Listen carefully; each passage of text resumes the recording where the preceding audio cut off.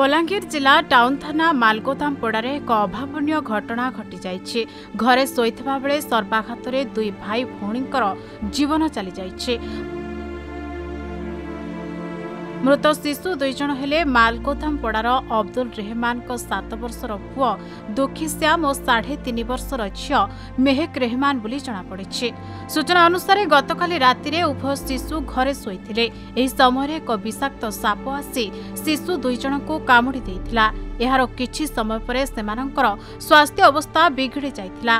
तांको बापा जने शिशु को झड़ाफुंका करिबा पाई नैथिले। अन्य एक शिशु घरे थिबा बेले से बांती करिथिला। परे सेमानंको मुहरु फेण बाहरिबा परे साप कामुड़िथिबा जानिपारी तांको डाक्तरखाना को अणा जाइथिला। हेले चिकित्साधीन अवस्थारे सेमानंकर मृत्यु होइछि।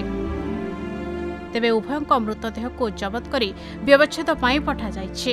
एही खबर प्रचारित हेबा परे परिजन महल रे शोकर छाया खेली जाइछि।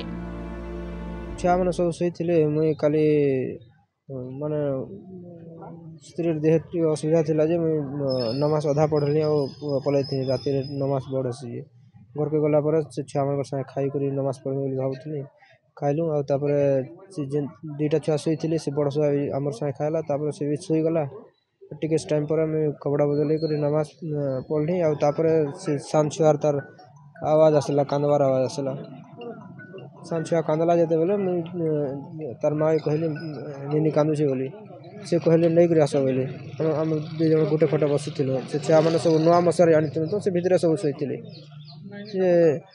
से छुआ धरिक आसली मुझे जिते बेले आ गोटे छुआ मोर पुओटा जेनटा से बापा साफ साफ है पाके गली में तार पछे केनटा साफ अच्छे बोली से लाइट तो से डीप लाइट गोटे जला होता बड़ लाइट नहीं जला होता बोले से छुआ कहला से साइड अच्छे बोला से सांप के देखली मुझे छुआ मान को सब खसरे आनी पचराली छुआ के तो सांप चावला केते दूरिया थिला बनी से दूरिया थिला मत नहीं चाबी बोली कहला। बलांगीर गुप्तेश्वर पृष्टि रिपोर्ट खबर ओडिशा।